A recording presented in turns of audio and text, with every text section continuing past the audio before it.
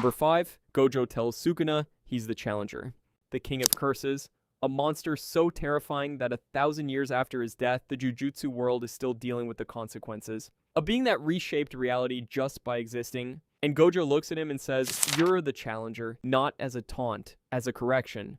Like Sukuna, simply had the wrong idea and Gojo was setting him straight. What makes this insane is everything before it. Gojo was sealed. The world fell apart. Sukuna took over completely.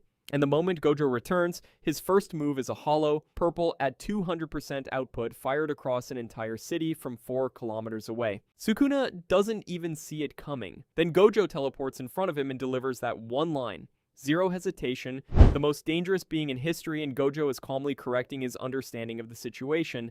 That's not confidence. That's aura. Number 4. Toji pulling up on Gojo. This one hits different because of what Gojo represents at this point. Young Gojo is already being built as something the Jujutsu world has never seen. 6 eyes. Limitless.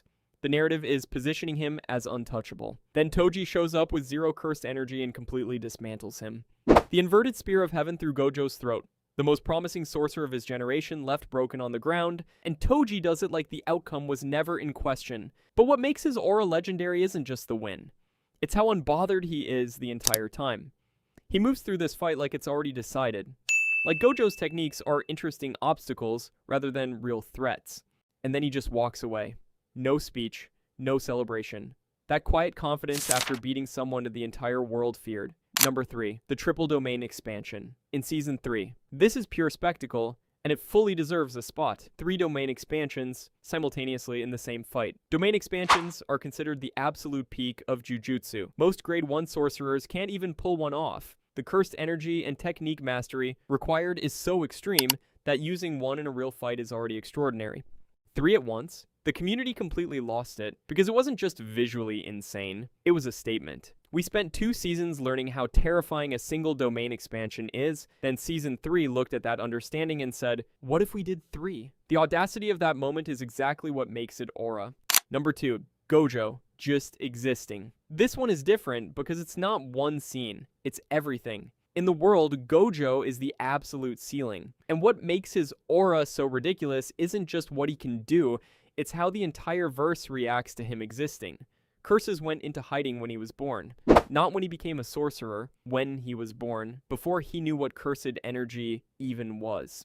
Every technique anyone has in this verse, Gojo does it better. Person in this country all on his own if he wanted to. Cursed spirits have been growing stronger because of him, Satoru Gojo. Is there anything you're not capable of doing? Reverse curse technique, domain expansion, physical combat, speed. He kept pace with full power Sukuna for 15 chapters and had him genuinely rattled. And the most aura farming detail, the Jujutsu higher-ups spent years trying to remove him from power because he was so strong that even the people supposedly running the world knew he was the real authority.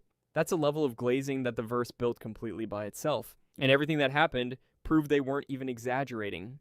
Number 1, Gojo's final hollow purple versus Sukuna. Here we are. The moment that broke the community, after 15 chapters of domain clashes, black flashes, and back and forth that pushed both fighters beyond anything we'd seen, Gojo reaches the end. His technique is exhausted, his body is at its limit, and he knows what's coming. But before it ends, he fires one last hollow purple. Not as a comeback, not as desperation, as a statement. Every last ounce of cursed energy he has left channeled into one final technique, and then Sukuna cuts him in half. Here's why this is number 1. Gojo in the afterlife doesn't look devastated. He smiles. He sits with Geto like they have all the time in the world, because for the first time ever, he went completely all out. He finally found someone who pushed him to his absolute limit. That last hollow purple wasn't a final resort. It was the most complete version of Satoru Gojo the series ever gave us.